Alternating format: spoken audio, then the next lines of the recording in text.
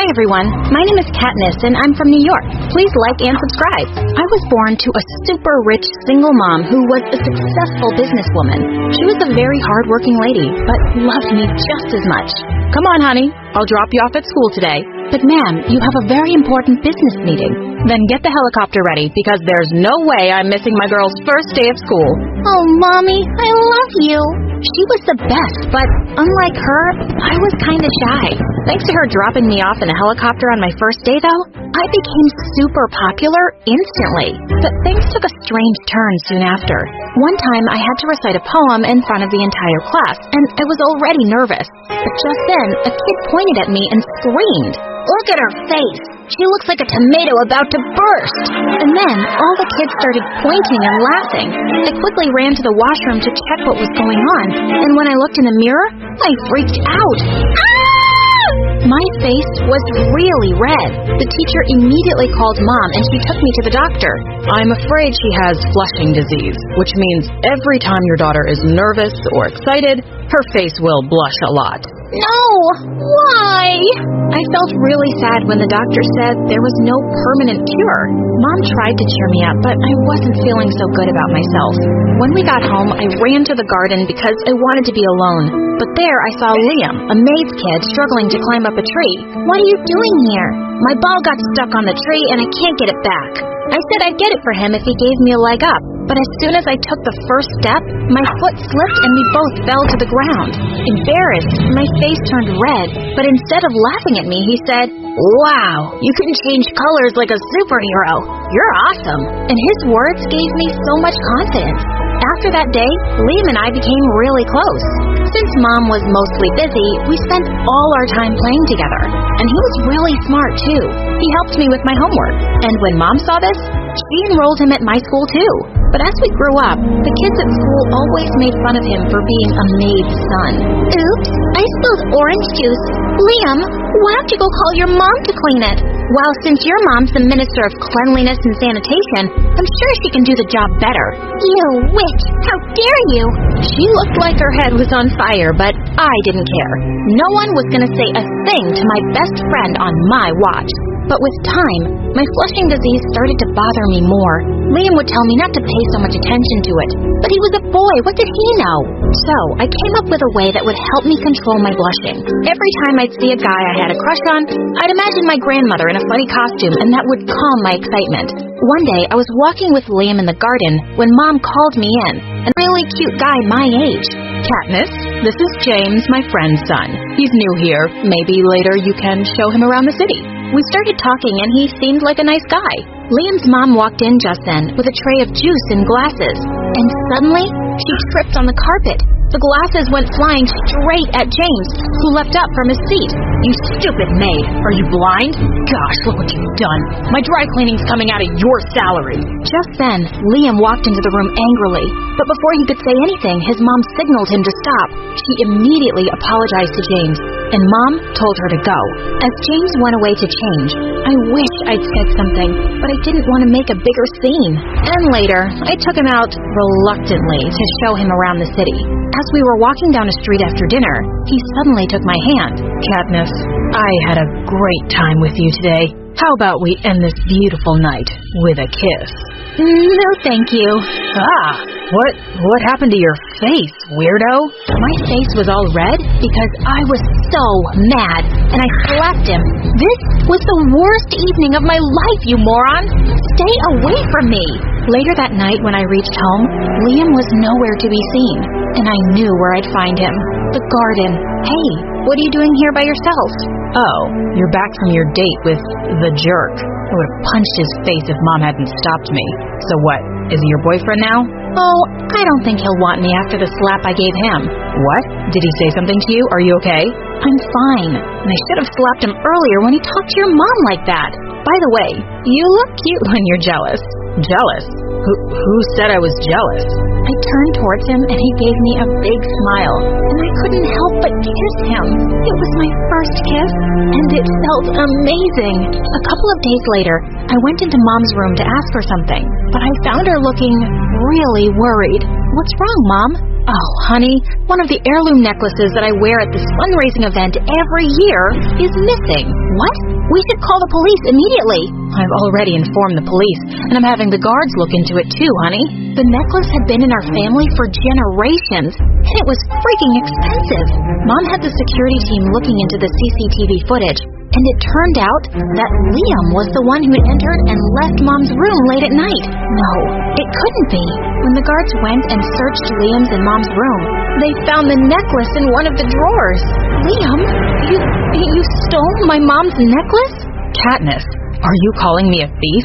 How could you even think that? I didn't steal anything. Then how do you explain this necklace here? If you needed money, you could have just... I can't believe you turned out to be like all those other rich brats who don't trust me just because I'm poor. How could you? That's enough, boy. Katniss, honey, you go back to your room. I couldn't believe he had the nerve to talk to me like that after what he did. I stormed back to my room. I didn't want to talk to him ever again. Only my wish came true. Mom told me that evening that Liam and his mom had confessed to their crime. Since Mom had the necklace back, she called off the police, but she fired them. They were gone. Of course Mom had to do that, but I felt devastated. The next few days, I didn't feel like doing anything, except staying in bed and watching MSA videos. Mom came in and tried her best to cheer me up. Oh, sweetie, I can't see you like this. Do you want to go on vacation or go shopping? No, Mom, I'm fine. Summer break was almost over, and I decided I wasn't spending any more time moping over that loser. I was really going to focus on my studies in the last year of high school. But as soon as I entered my class, I bumped into this new girl who shouted, "Watch where you're going, moron!" Excuse me, watch your mouth first. She scanned me from top to bottom and then pushed me. I was about to push her back when I heard a familiar voice from behind. Stay away from her. I turned around and saw Liam walk towards me. I was certain he'd left the school. I don't need you to take my side. But he just walked past me and went up to that girl. Are you okay, Josie? What the dancing duck? He was worried about this new weirdo and not me? Oh, Liam, she attacked me. I didn't. She's lying. Just because you're super rich doesn't mean you can treat everyone like dirt. What? You don't even know what happened here. Just stay away from me and my friends. As if I want to be close to you. And who's this friend? And what are you even doing here? In case you forgot, I'm pretty smart. And I applied for a scholarship, and I don't have to answer your questions. He took Josie's hand and stormed off. Gosh, he really had a lot of attitude for a thief. I could feel my face turning crazy red with anger, and I quickly ran off to the washroom to cool off. This whole year was just gonna be awful. I avoided them completely, but seeing that stupid Josie clinging to Liam all the time somehow made my blood boil. A few weeks later, our teacher announced a school trip to a fancy skiing resort, and everyone had to pay $500 for it. As the bell rang and everyone left, Liam walked up to the teacher and said, "Ma'am, I won't be able to go on the trip because it's my sister's wedding that weekend." She nodded, and he left. He didn't have a sister. I knew he lied because he didn't have the money to go. I caught up with the teacher as she walked out. "I have a favor to ask, ma'am. Would it be okay if I paid for Liam's trip? But you can't tell him, please. Just tell him that the school decided to take all the kids for free." She agreed to do that, and I was so happy when I saw her talking to Liam separately the next day. And his face lit up. On the day of the trip, we were all in the school bus when I heard Liam say to Josie, "Isn't it really cool that the school made this trip free for everyone?" "Free? What are you talking about? I paid $500 for it." "Yeah, we all did. What do you mean, man?" Liam looked shocked, and then his eyes met mine. Oh God, he caught me. In that, I think some snacks on the trip are free. And when we got to the resort, he immediately pulled me aside and turned to me angrily. "Why did you pay for my trip? And don't even try to deny it. I know you did it." "Okay, yeah, I did. What's the big deal?" "I don't want anyone's charity, especially from someone like you." "What's that supposed to mean? Someone like me? Why are you acting like you don't know me?" I don't know you. You're not who I thought you were. Oh, yeah? You neither. I walked past him with angry tears. Why had I even bothered? A few days later, there was a dance in school for all the high school students, and my mood instantly turned sour seeing Josie pull Liam onto the dance floor and wrap her arms around him. I was so annoyed that I picked a random guy and pulled him to the dance floor too. Whoa! The entire time, I could see Liam glaring at me every time I inched closer to that guy. Perfect. But this guy was starting to get a little too comfy, so I pushed him away and walked out. But he followed me outside. Come on. What's the rush, baby girl? We're not done dancing yet. Yes, we are. Can you please back off? But he didn't, so I kicked him hard in the knee. Just then, Liam came from behind and punched him. How dare you try to touch her, you moron? I pulled Liam away before he could hurt him anymore, and the guy ran for his life. You had to pick the biggest sleazeball to dance with? What's your problem? Go cling on to your girlfriend. She's not my girlfriend, Katniss. Why can't you be more responsible? Why do you care? You've been nothing but mean to me since I got here. Because I'm mad at you. It doesn't mean I don't care. I just can't forgive you because you called me a thief. Yeah, because you stole my mom's necklace. I saw you on the CCTV. CCTV? What are you talking about? I saw you leaving my mom's room the night before on the CCTV camera, and they found the necklace in your room. What? I went there because your mom called me to discuss your birthday surprise. I have no idea how the necklace got into my room. What? Mom called you? So why did you confess to the crime if you were innocent? Confess? No, we didn't. Your mom threatened to throw us in jail if we didn't leave immediately, so we did. What? Was he telling the truth? Why did Mom do that? I had to find out the truth. When I got home, I went straight to the most trusted maid we had and asked her what really happened. She reluctantly confirmed what Liam had already told me. He and his mom had never admitted they stole the necklace, and Mom had simply made them leave. I went straight to Mom's room. Oh, honey, you're home. How about, is it true that you called Liam into your room the night before the necklace went missing? What? Who said that? And they never admitted to stealing the necklace, but you said they did. I want to know the truth, Mom. Please, no more lies. The look on her face suddenly changed as she fell back into her chair. Yes, I did. I did all of that to keep you away from Liam. That's why I introduced you to James. But even that didn't work. When I saw you kissing Liam, I had to do something drastic. I just didn't want you to suffer like I did. Suffer? Like you? What are you talking about? Your father was the son of my dad's driver, and I was so madly in love with him. But soon after I told your dad I was pregnant with you, he ran away with all the money and jewelry in the house. I didn't want you to end up like me. These poor people are all the same. That's so unfair, Mom. I'm sorry about what you went through, but what you did to Liam and his mom was terrible. They're good people who didn't deserve any of it. I'm not going to forgive you for that. Katniss, please don't say that.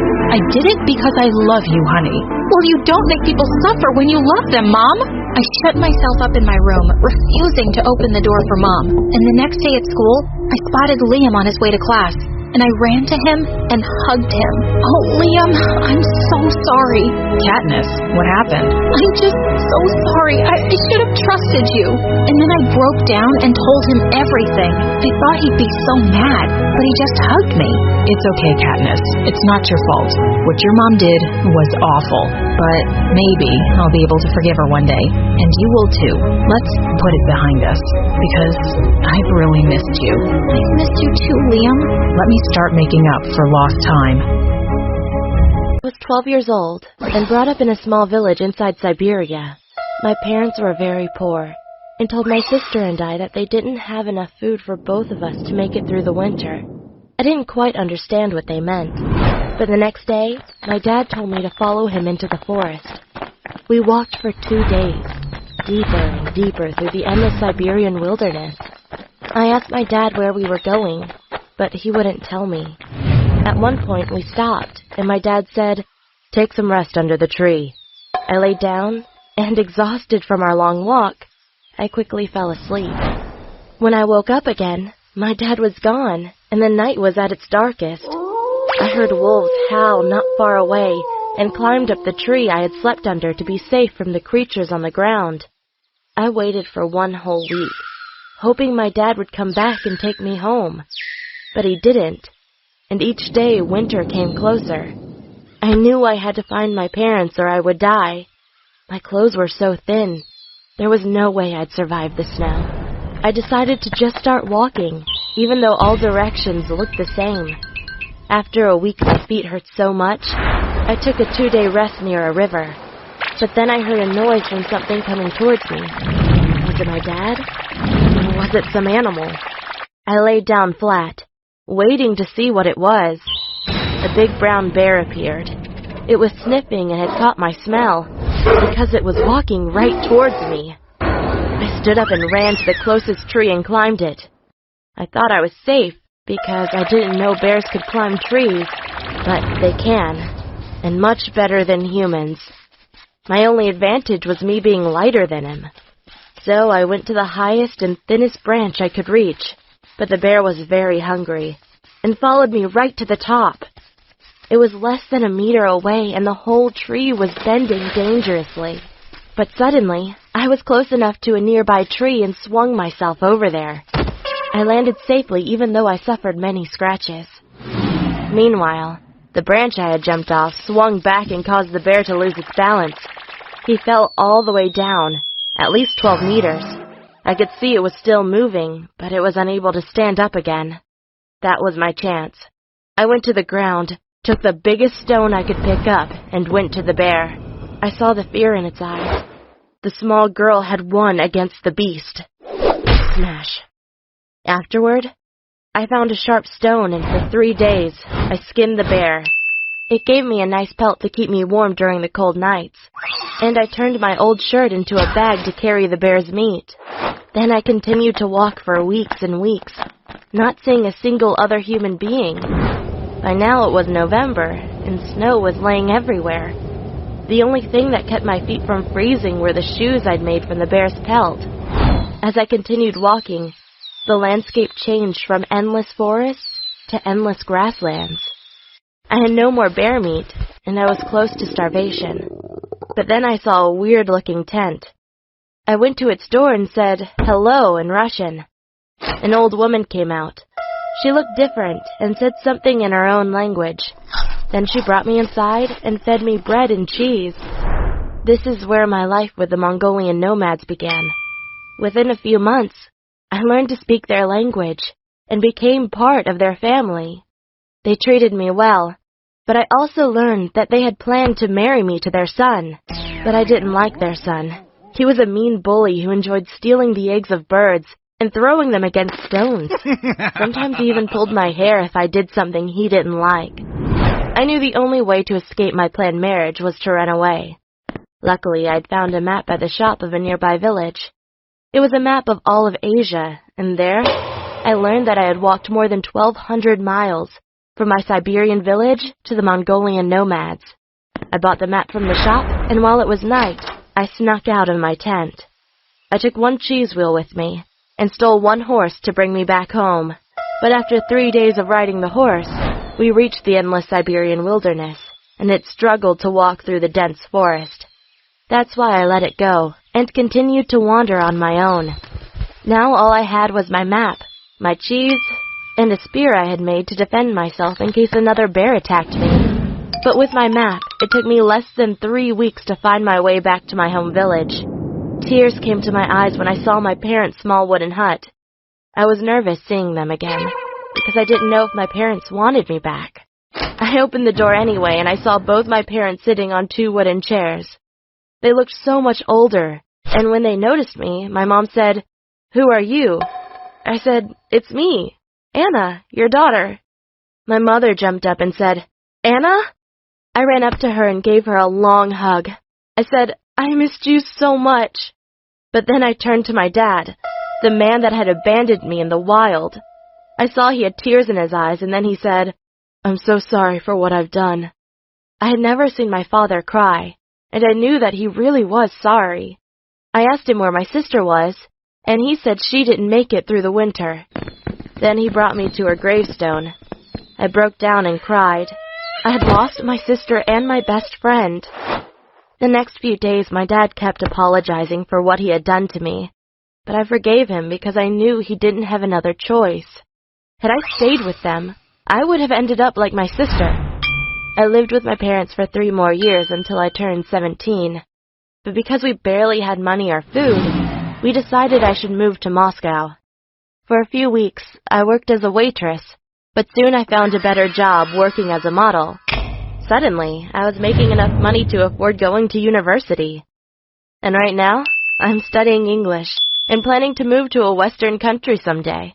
I just want a secure job that pays enough to have my own family, and that allows me to